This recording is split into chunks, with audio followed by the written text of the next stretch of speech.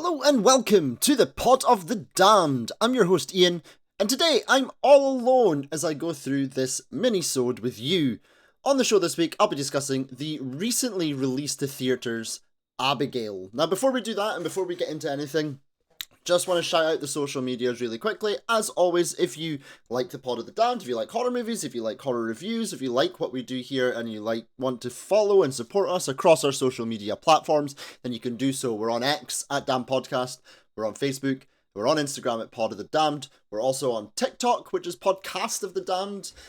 You can subscribe to us on Patreon to support the show, patreon.com/Pod of the Damned.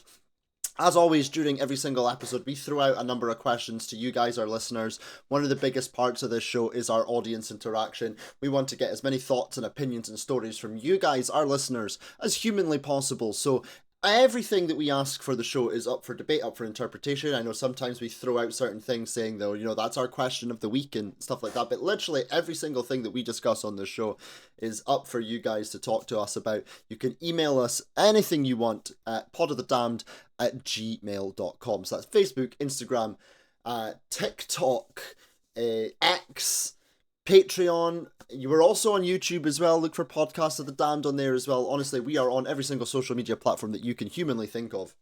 But with that being said, thank you so much to everyone who does support us. Thank you to everyone who continues to support us as the year goes on with our show. We've made a real conscious effort to try and sort of be more regular this year with the episodes that we're putting out. Last year was a good year for us on Pod of the Damned, but we sort of held ourselves back a little bit. We were unable to record from time to time, and we had to take a couple of breaks here and there for a variety of reasons. Some of them unavoidable, sort of health reasons and things like that can't be avoided. And obviously, to those of you who have supported us over a longer period of time will know that we've made significant changes to the show this year. We've introduced, new members to the panel, and hopefully we think that we're making these changes for the better. We hope that you think we're making changes for the better as well, because at the end of the day, all we want to do is to bring good, high-quality reviews to you guys, but we also want to make you guys laugh. We also want to keep you entertained, so, let us know how we're doing with that as well. Drop us a review, again, on any of those platforms. We would really, really appreciate that as well. But, with that being said, in this minisode, I'm going to talk to you all about Abigail. This movie was released, of course, in 2024, was directed by Matt Bettinelli-Olpin and Tyler Gillette, and stars Melissa Barrera, Dan Stevens, and Alicia Weir. The IMDb plot is as follows. After a group of criminals kidnap the ballerina daughter of a powerful underworld figure, they retreat to an isolated mansion, unaware that they're locked inside with no normal little girl. So, I went into this movie with pretty much no expectations. It wasn't a movie, obviously, if you go right back to the start of the year, we did an episode on what's coming up in 2024, what sort of horror movies have we got to look forward to this year, and Abigail didn't even feature on our list. This sort of came out of nowhere for me a little bit. When we were talking about what's coming up this year, we were looking at things, like Beetlejuice 2 and Nosferatu and all these sorts of things that we're going to be getting really, really excited about. The new Scream movie, Saw 11 that's going to come out later this year. So stuff like this that we were getting really excited about. And Abigail didn't really feature on this list. And I have to say, when I saw the trailers for it, it's really difficult, right? Because I have so many mixed emotions about how I actually feel about this movie. So I really like this movie. I'm just got the cards on the table, As an overall, I would recommend people go and check out this movie. I would absolutely recommend that everyone goes and checks out Abigail. However, it's one of those things that feels like it's a victim of its own marketing, but I don't really know how you would have marketed it any other way. So obviously, in the trailer for the movie, it very much gives away that this is a movie about a vampire ballerina child. That's the whole premise of that is given away in the trailer. And that for me is a shame. Because, they do make a deal in the movie about the moment where it is revealed that she is a vampire. Because there's quite a... It's probably one of my bigger issues with this movie, that there's quite significant build-up in terms of, character development here with our main protagonists. And there's quite a lot of build up where, you know, Abigail hasn't turned into the vampire yet, and we still are led to believe that she is just this little girl. But of course, the entire time, as an audience, we know that she's not a little girl, just a little girl. I mean, I think even if we didn't know that she was a vampire, we probably still would have went into this thinking, she's not just a little girl though, is she? There's something amiss here. But I think the vampire reveal is something that potentially could have been saved. I think I would have liked that to have been held back from the trailers. I think that really sort of took away what really could have been one of the big sort of holy shit moments of this film, is that reveal that she is a vampire. Because it's a good reveal. Like, if you take it just on the face of it, if you take out your prior knowledge that this is going to happen, it's a good reveal and it's done fucking well. So it is a shame that that's sort of been taken away. Having said that, again, then you have to look at, you know, would this movie have been successful if people just thought this was a killer kid? Did they maybe think, you know, we're going to get more bums on seats by telling people that it's a vampire ballerina, and you know how, oh, that's, you know, slightly different. I don't think I've ever seen something like that before. So you do have to play both sides of it. But to me, watching the movie, sitting in the theater and seeing it, it definitely took a little something away for me. It certainly didn't spoil my entire enjoyment of the film, because, as I've said, I would really recommend people go and see this film. But it definitely took a little something away from me. Just a quick reminder before I go any further. For those of you who haven't listened before, I probably should have done this right at the start of the episode, but I forgot. So we used to do these relatively regularly. I used to do these minisodes, and it was generally for new releases to movies, like Abigail is. And these are generally sort of 15 to 20 minute sort of chunk bite-sized episodes to give you a brief overview of what we think of new releases. So just in case people are tuning into this and are expecting me to go rabbiting on by myself for 45 minutes to an hour. No, don't worry, that's not going to happen. This is going to be relatively brief, and I'm going to just hit the key points, and there is obviously going to be massive spoilers, as always, in our episodes. But yeah, I think not knowing the vampire aspect to this movie, because realistically, the opening, 30 minutes? There's no allusion to there being any sort of vampire connection to this movie at all. You know, and they could have taken it in another direction should they want to, because obviously we keep alluding to Abigail's father throughout the movie, and, you know, who her father is, and he's this sort of almost mythical, because I think at some points in the movie, some of them say he doesn't even exist, and that he's this sort of really feared, sort of crime lordy kind of guy. And, you know, they could have definitely taken it into that direction more. And I'll get a little bit more into that when we get to the end of the movie as well, because that obviously plays a role in our big sort of climax finale. I think, you know, I talked about there, you know, how we spend a lot of time with character development, sort of building up our characters, building up Abigail, and having Abigail try to be this really sort of frail little child. But we're also, obviously, we have to get to know our main sort of group, our main crime group, the kidnappers, you know? And we do, and we get to know a number of them, and, you know, I think for me, outside of like the final four, and by final four, you've obviously got Melissa Barrera, who plays Joey, you've got Dan Stevens, who plays Frank, you've got Catherine Newton, who plays Sammy, and you've got Kevin Durant, who plays Peter. Because you obviously also have Rickles in there, and you have Dean in there, who's played by the late Angus Cloud. And for me, you know, for Rickles and Dean to be in there, you know, we spend a lot of time building up these characters, and those two, it really feels like those two get wiped out of the film just way too quickly for how much time we've invested with this entire group.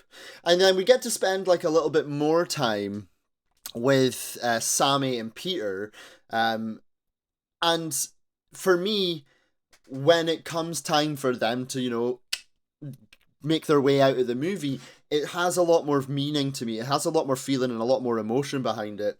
You know, when Rickles and Dean go, it feels kind of hollow, and it doesn't really work for me. But I think specifically Kevin Durant, who plays Peter in this film, he absolutely, and one thing I'm going to say to this guy, because I've seen this guy in like lots of films, and you've seen him in lots of films, he always kind of pops up, he's never really like the leading guy, but, you know, he's in there and he always does the job he's meant to do. He fucking steals the show, in my opinion, in terms of this movie. Kevin Durant does an absolutely excellent job of playing the big, dumb muscle. But he's so endearing at times as well. There's so many moments, I think, in this movie where he's just so endearing because he's clearly got, a crush on Sammy, and you can tell that she kind of likes him back, but she's also using him because he's the muscle, so she's using him for protection a little bit, but there's a little bit of a spark going on there, but because he's playing this sort of big simpleton, you can, and he plays it so well with, the expressions on his face, you can see, the cogs turning in his head, and him being me like this, sort of thing, and it's so endearing, and I think he just eats this up so much. He is one of the highlights of the movie for me, is Kevin Durant and his performance. I think he was fantastic in this movie, and I would be remiss if I didn't put some sort of shout out to him in this film. It was really fucking good. And if we're talking about cast, well, then, because let's be real, the cast of this movie is fucking excellent. Absolutely excellent. You've got Melissa Barrera there, who's probably right now at the peak of her career so far. That's not to say she can't peak higher, but she's just come off the back of Screams 5 and 6. Obviously, there's been a lot of controversy around Scream 7, and Melissa Barrera's no longer involved, and we support Melissa Barrera in her rights to protest and things like that, and we back her up in her reasonings for not being in Scream 7. She obviously worked with the directors of this movie, Alpin and Gillette, on those Scream movies as well. So, she was in here, and she gives a great performance. Melissa Barrera always gives a great performance. She's really fucking good as our lead. She really sets the tone, and she manages to keep us going. But then you've got Dan Stevens in here as well, and I love Dan Stevens anyway as an actor. I think he's a really fine actor. If anyone hasn't seen a movie, it's on Netflix, a Netflix original called Apostle. It's a long movie, and I don't think it really got the credit that it ever deserved, but Dan Stevens in that movie, again, plays our protagonist with Martin Sheen in that film, and it's an excellent movie that you should definitely go and check out. But he really fucking chews the scenery here. Dan Stevens, you always sort of know throughout the movie that, he's not a good guy, and none of them are good guys, they've just kidnapped a little girl, but he's not a good guy, and, we're not really sure what's going to happen with him, and then obviously at the end it turns out to be one of our main antagonists, when he turns at the end, and they have that sort of big fight at the end, Dan Stevens does a really excellent job. But the other name I really want to mention in here is Giancarlo Esposito, who is, for me, we all know him as Gus Frings, how great he was in Breaking Bad and everything else that he's went on to do since then. But, he gets very limited screen time, and he is the big name that's in this movie. He's that gets 2 minutes worth of screen time, and he's right at the beginning and obviously right at the very end. I wish we'd gotten to spend a little bit more time with Giancarlo Esposito. I think he is such a fine actor, and it's always a fun time, when he's on your screen as well. So I really wish we would have spent a bit more time with him as well. But what I will say as well, final note on the cast, Alicia Weir, who plays our titular character Abigail, what a fantastic job she does. Sometimes, and we've talked about this, me and Nico and Candy have talked about this multiple times in previous movies about, how hit or miss sometimes it can be when you've got child actors, specifically child actors who have to play a menacing role. That's such a difficult thing, I think, for a young, small child actor to actually pull off. And I think Alicia Weir, with the movements, with the ballerina movements, makes it really hauntingly beautiful and stylistic, but it is still so menacing at the same time, and I think she does an excellent job. So I think really between the cast here, between Giancarlo Esposito in his limited role, between Melissa Barrera leading things off, between Dan Stevens and Kevin Durant and Alicia Weir, I think the cast of this movie was absolutely excellent, and it's probably the real fucking highlight of this movie is watching this incredibly talented group of people come together. So I will give the movie huge props for that. One thing though, moving on, because I've talked a lot about positives, but as you may have sort of gathered, I'm not fully behind this movie 100%. This is not a 10 out of 10 movie for me. And one thing I want to talk about, I've already sort of alluded to this sort of long build-up we get with all these characters, and before we get the reveal and then things really kick into hyperdrive, and for me that opening section is just way too long. This movie as a whole for me is just way too long. It rocks in at 1 hour and 50, and I think for the type of movie this has ended up being, because I don't want this because me and Nico specifically have talked about this multiple times about on previous episodes about movies being popcorn movies, and I'm just a bit wary that that's starting to become like a mildly offensive term for a movie. That it really just means it's a movie that you can go in and you don't necessarily have to think about it too much, but you can go in and you can have a really really good time. But I just don't want it to become like the sort of offensive term that we use for horror movies that actually aren't very good, because I think this is still a really well made horror movie. So, but I think this does sort of borderline into that sort of popcorn movie kind of territory, if you will. And for me, coming in at an hour 50 and having that really long sort of first act really, really is. They could have cut, I think, at least sort of 20 minutes out of this movie, and I think we would have not really noticed a huge amount of difference. I think, yeah, like it was definitely over long for me, and I think you really felt that by the third act, which is, in my opinion, the weakest of the three acts as well. So, I'm talking about this first act being overly long, but I'm not even necessarily saying that that's the weakest act, because it's really strong what they've got there, but it's just too long. And then by the time you get to the third act, that's weak enough anyway. You are starting to get, I think, a little bit fatigued by this film, because it does go into hyperdrive. It goes into overdrive. There's the bloods, the bloods count, I don't know what you want to call it, in this movie is huge. Like a huge amount of fake blood used, a huge amount of blood and gore and guts, which is excellent. We love it, but I think the pacing, of this movie is just a little skew with, and that definitely leaves a little bit to be desired. And then going into that final act as well, we get the reveal at the end of, Abigail's dad showing up. And it just felt really underwhelming to me. Like, they've talked and talked and talked about this sort of mythical person. And obviously, we find out that Abigail is a vampire. So that, people are, because it was mentioned at one point, well, they don't even think he exists, sort of thing. And or that like his sort of number two like kills people and sort of mops up like bad situations, but it's all really mythical and really confusing and really like how did they do it sort of thing. So we're a smart audience, and generally when we're watching movies we're not stupid people, and I think we could all put two and two together as this film went through. So when her father showed up, for me it was just really sort of underwhelming, and then he just sort of let Melissa Barrera go.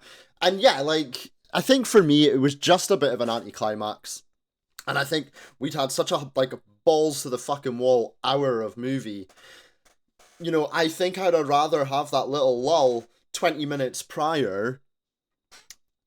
And, we get that reveal. The father shows up, perhaps. We get this sort of lull. Okay, there's the reveal.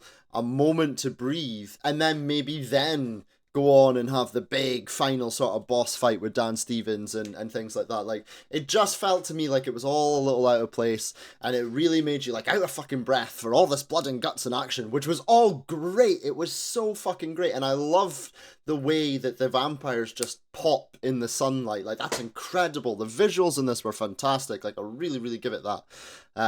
But yeah, that pacing for me was definitely like a big letdown. I think finally for me as well, because obviously I don't want to go into huge amounts of detail in this. I just want to give you guys a brief overview of how I feel in this movie. But I've talked about the cast of it. It was really small, really compact cast, and I think that really works for this movie fantastically well. I think once you start introducing 6, 7, 8, 9 more characters in this, even just a couple more, it would have felt really crowded. And, for a movie that I feel already has pacing issues, I think had they had to have, another 2 people, let's say, get killed off in there as well, it really would have started to water down the emotions that you would have felt during those kills. So I'm really, really glad they did keep it to this nice compact cast. And once again, big shout out to, Angus Cloud, R.I.P., unfortunately died whilst this movie was still in production. His scenes had already been filmed during production, before he sadly passed. So, they were able to wrap up and keep him in the film. I'm going to move on. I've got a couple of bits of trivia. We'll go through a couple of ratings, and then we'll get out of here. So let's do some trivia. According to IMDb, this movie had a budget of $28 million and has grossed worldwide in its theatre around $40.8 million. So, not a massive success. Like, it's a success. It's made money. It's still in theatres, I believe, although it's probably limited in theatres now. So I would imagine that number will go up somewhat, and then it'll go on to streaming services where it'll continue to make more money. So it's going to make money. But the marketing hasn't really been there for it, has it? Like, I only really saw adverts for it here in the UK in the last sort of 3 or 4 days before it actually hit the theatres. And I've not really seen that much since. I'm not sure, obviously, what it's been like in other parts of the world. I can't imagine this has gotten like a massive, massive theatre push in the United States. But it's amongst the sort of horror fandom that I look at across social media. Everyone's aware of it. And, people, I think it's generally been pretty well received. The directors of this movie were so impressed by Alicia Weir's dancing that they added additional dance sequences into the film, so they had less dancing. I'm really glad they put more dancing in, because that's the whole selling point of this movie, so I think having as much of that in there possible was absolutely key. Rather than filming predominantly in a studio, the production team used the famous Guinness Manor in Dublin, Ireland. This movie was filmed under the working title Dracula's Daughter, in a throwback to the 1936 movie, I believe it is. And finally, the movie was filmed in 2 parts as a result of the writer's strike. Initial filming began on May the 15th, 2023, and it didn't actually wrap until July 14th, 2023. The second block of filming began in November 2023 and then wrapped mid-December. So they had like an extra 2 weeks of filming in sort of Christmas time due to that writer's strike, as it wasn't quite finished yet. And then we'll move on to the final part, which is some ratings and some reviews. We'll start off, we'll get out the critics' ratings so far. This is obviously not going to go on our leaderboard at the moment because this has just been a mini-sode.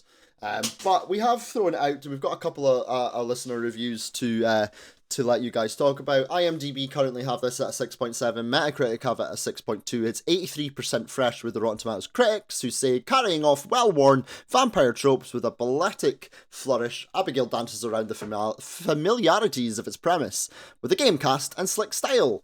And it's currently sitting at 85% fresh with the Rotten Tomatoes audience. Abigail is a little silly, a little scary, and a lot of fun. Just be prepared for a story that takes its time getting going. It might go on a little too long. So essentially backing up some of the things I've been saying. I've got 2 reviews to read out from our listeners as well. I obviously want to keep this brief, but one of them is quite long, but we're going to kick things off. Jessica Schmidt on Facebook said, I thought it was a lot of fun. There were a few missteps plot-wise in my opinion, but I don't think you're supposed to think too deeply about those things and just enjoy the ride. Wish I hadn't known the big reveal that all the marketing gave away. It took 2 friends who had no idea what subgenre it was, who were both very pleasantly surprised. I'd give this like a 7.5 to 8 out of 10. And then finally, Stew World Order had a lot to say about this. I really felt let down by the 3rd act here. In the interest of changing up the formula and keeping their audiences on their toes, the movie just starts throwing out way too many changes and reveals that doesn't really make sense or are all that interesting. We get new baddies and new alliances and late character introductions that are kind of a letdown. It just feels very messy. Aside from that, you've got a really solid and enjoyable first 2 acts, and if you manage to show this to someone who hasn't seen the trailers or has no idea what the movie is about, I don't know how you market this movie without advertising ballerina vampire, but if I hadn't known she is a vampire, that would have made the reveal all the better. As it is, even though the character setups for our 6 criminals are fun and engaging, the movie does feel like it takes a bit to get to the stuff we all knew was coming. When we get to Abigail versus our protagonist, though, it's a perfectly fun and blood-soaked ride until the 3rd act goes a bit bonkers. So this was good, but I'd say it falls short of very good. And I think that all those sorts of words, I think they sort of back up what I'm sort of saying about this movie. If I had to give this movie a rating right now, I'd probably give it like a 7 out of 10. It is a fun ride. I definitely recommend you go and see it. I'm gonna check it out again. Probably wait until it comes to streaming services before I check it out again. But I'm definitely gonna check it out again. And I'm definitely gonna recommend it to Nico and Candy that they check it out as well. So guys, that's it for this mini-sode. Thank you very much to everyone who's tuned in. If you've watched this live on our Patreon, if you've watched this on our YouTube, down the line when it finally drops there, thank you very much. If you're listening to this on the download, again, thank you very much to every single person who likes, shares all of our stuff, who gives our episode downloads. We love you all. We really want, to get more and reach out to more of you and as much as possible. So please, interact with us and, hopefully we can have some fun around horror movies. Don't forget, that's Twitter, or X, however you want to call it, at Damn Podcast. Facebook and Instagram is Pod of the Damned. Email us at podofthedamned@gmail.com. We're also on TikTok and YouTube, Pod of the Damned. And you can subscribe to us on Patreon, patreon.com/Pod of the Damned. And until next week on the Pod of the Damned, just remember, you're damned if you do, and you're damned if you don't.